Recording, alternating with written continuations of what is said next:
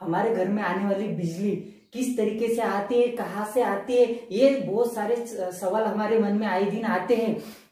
कहीं पे हमें बड़े बड़े टावर्स नजर आते हैं तो कहीं कहीं सीधी खड़े हुए पोल, कहीं कहीं इलेक्ट्रिकल स्ट्रक्चर दिखता है तो कहीं कहीं हमें सबस्टेशन स्टेशन दिखता है। ये सब बातें क्यों होती है, ये सारे सवाल हमारे दिमाग में आते हैं। उसी का जवाब देने के लिए मैं आपके सामने हाजिर हुआ हूँ। अगर आप इलेक्ट्रिकल दुनिया से रिलेट करते हो या फिर इलेक्ट्रिसिटी में आपका इंटरेस्ट है तो हमारे चैनल को जरूर सब्सक्राइब कीजिए, क्योंकि इसी तरह के वीडियो मैं आपके लिए हमेशा लाता रहता हूँ।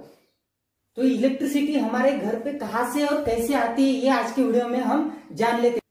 और हाँ, जो इलेक्ट्रिकल इंजीनियरिंग के स्टूडेंट है उनको ये वीडियो देखने के बाद सिंगल लाइन डायग्राम, जो इलेक्ट्रिसिटी की पावर सिस्टम की सिंगल लाइन डायग्राम है, वो याद करने की या फिर कहीं पे भी हड़बड़ाने की जरूरत नहीं पड़ेगी, क्योंकि ये वीडियो एंड तक देखेंगे तो आपको अच्छे से वो डायग्राम समझ में आ जाएगी।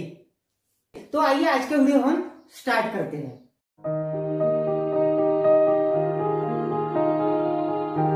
जनरेटिंग स्टेशन और generation plant is an electrical factory for the generating the electricity.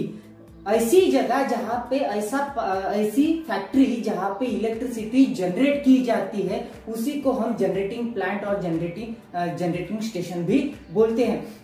Generating station कई तरह के होते हैं, जिसमें कोल से हम इलेक्ट्रिसिटी जनरेट कर रहे हैं कोल की मदद से तो हम उसको थर्मल पावर प्लांट कहते हैं। वाटर फ्लो की मदद से अगर हम इलेक्ट्रिसिटी जनरेट कर रहे हैं तो उसको हम हाइड्रो पावर प्लांट कहते हैं। न्यूक्लियर रिएक्शन के जरिए हम इलेक्ट्रिसिटी जनरेट कर रहे हैं तो उसको हम न्यूक्लियर पावर प्लांट कहते हैं।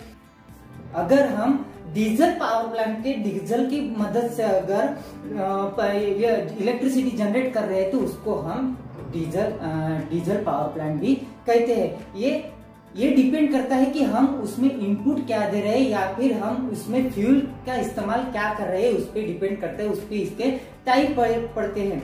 जनरली हमारे कांस्टेंट इलेक्ट्रिसिटी पावर जनरेशन के लिए हमारे देश में जनरली हम थर्मल पावर प्लांट का इस्तेमाल करते हैं। ये जनरेशन 11 kV 50 हर्ट्ज फ्रीक्वेंसी में होता है, यानी कि 11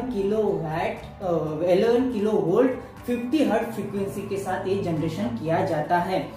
11 kV 50 हर्ट्ज जनरेटेड एनर्जी हम स्टेप अप ट्रांसफार्मर को देते हैं। वो ट्रांसफार्मर हमें एक वोल्टेज लेवल बढ़ा के देता है, जो कि होती है 132 kV, 220 kV या फिर 440 kV तक होती है।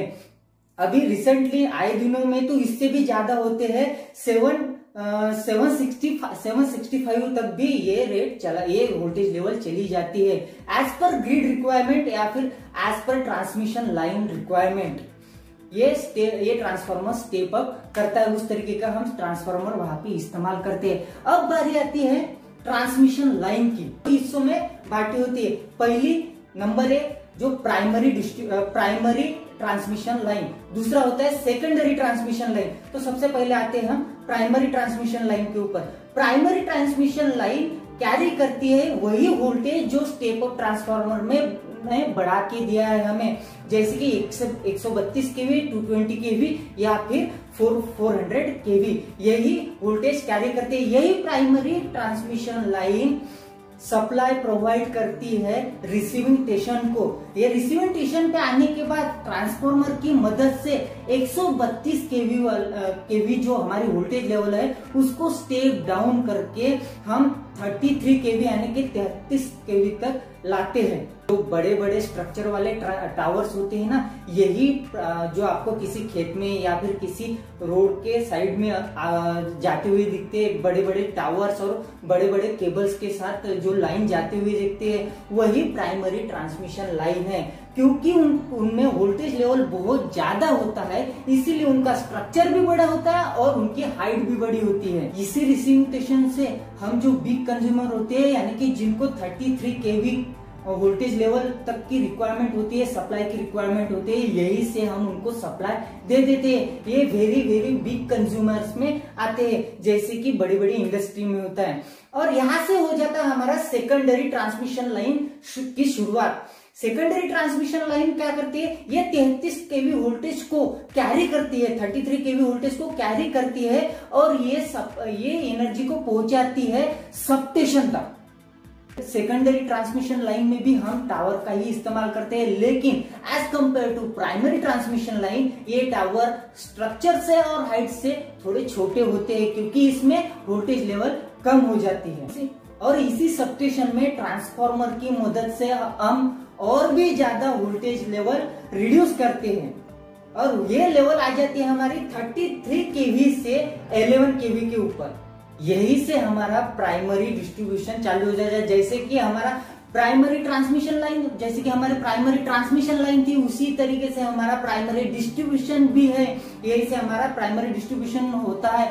जो हमारा सबस्टेशन होता है वही से हम वीक कंज्यूमर को भी या फिर इंडस्ट्री को भी सप्लाई देते हैं। जैसे कि दोस्तों आपको पता होगा जिनको 11 केवी सप्लाई की रिक्वायरमेंट होती है, जैसे कि स्मॉल स्केल इंडस्ट्रीज हो गई, हॉस्पिटल्स, बड़े बिग हॉस्पिटल्स हो गए, कॉलेजेस हो गए, इन सब में 11 केवी का सप्लाई हम यही से देते हैं। इनको ही हम बिग कंज्यूमर में कंसीडर करते हैं। आपको एच टाइप स्ट्रक्चर या फिर आपको 3 वायर सिस्टम देखेंगे जहाँ पे 3 लाइन है, और डिक्स टाइप आपको जैसे कि दिख रहा है, डिक्स टाइप इंसुलेटर अगर आपको दिख रहा है तो वो समझ जाना 11 केवी की लाइन है। यही 11 केवी सप्लाई हम हमारे घर के पास जो डीपी का टाइप स्ट्रक्चर जिसको हम डीपी बोलते हैं या फिर कोई डिस्ट्रीब्यूशन पोर्ट भी बोलता है, जैसे तो आपको फिगर में इमेज में दिख रहा है, यही हमारे घर के आसपास में लगा हुआ था। इसी को हम डिस्ट्रीब्यूशन ट्रांसफार्मर बोलते हैं। इसी को हम 11 केवी आने वाला सप्लाई देते हैं। यहाँ से जाने वाला जो सप्लाई होता है वो सेकेंडरी डिस्ट्रीब्यूशन में गिना जाता है। ये जो ट्रांसफार्मर है ये क्या करता है, 11 केवी सप्लाई को, 11 केवी वोल्टेज को स्टेप डाउन करता है और 440 वोल्ट में 450 वोल्ट 15 वोल्ट में 415 वोल्ट में कन्वर्ट करता है। यही हमारी 3 फेज सिस्टम है। अब देखो यही से हमारा 3 फेज 4 वायर सिस्टम चालू हो जाता है। अब 3 फेज 4 वायर सिस्टम क्या है? 3 फेज 4 वायर सिस्टम ये है कि आर वाई भी ये तीनों फेज होंगे और एक जो होगा वो न्यूट्रल, जिनको 3 फेज सिस्टम की यानी कि 3 फेज की जरूरत होगी, 415 और 415 वोल्ट की जरूरत होगी। जैसे कि फ्लोर मिल्स, वर्कशॉप, मॉल्स या फिर बिग शॉप 3 फेज की जहां पे भी रिक्वायरमेंट होंगी वहां पे ये 3 फेज 4 वायर सिस्टम हम दे देते हैं। और सिंगल फेज जिसके एक फेज में 230 वोल्ट होता है, ईच एंड एवरी फेज में वोल्टेज होता है, यही एक फेज और न्यूट्रल के साथ 230 वोल्ट के साथ हमारे घर में आता है, जिसको हम सिंगल फेज सप्लाई बोलते हैं और इसी को हम यूटिलाइज करते हैं। इस तरीके से हमारे घर पे इलेक्ट्रिसिटी आती है या फिर किसी भी मॉल में जहाँ पे भी आप जाते हो, इलेक्ट्रिसिटी के बिना हम चल नहीं सकते। आप जहाँ जाओगे वहां पे आपको इलेक्ट्रिसिटी दिखाई देगी या फिर इलेक्ट्रिसिटी का आपको यूज करना पड़ेगा। तो इस तरीके से हमारे घर तक, हमारे कॉलेज तक, हमारे इंडस्ट्री तक इलेक्ट्रिसिटी आती है। डिफरेंट लेवल पे डिफरेंट वोल्टेज लेवल की रिक्वायरमेंट होती है और इस तरीके से हम उसको इस्तेमाल भी करते हैं। ये जो आपके सामने दिखाई दे रही है सिंगल लाइन डायग्राम, वो इंजीनियरिंग या फिर पॉलिटेक्निक या फिर डिप्लोमा वाले जो स्टूडेंट है उनके लिए बहुत ही ज्यादा यूजफुल डायग्राम है।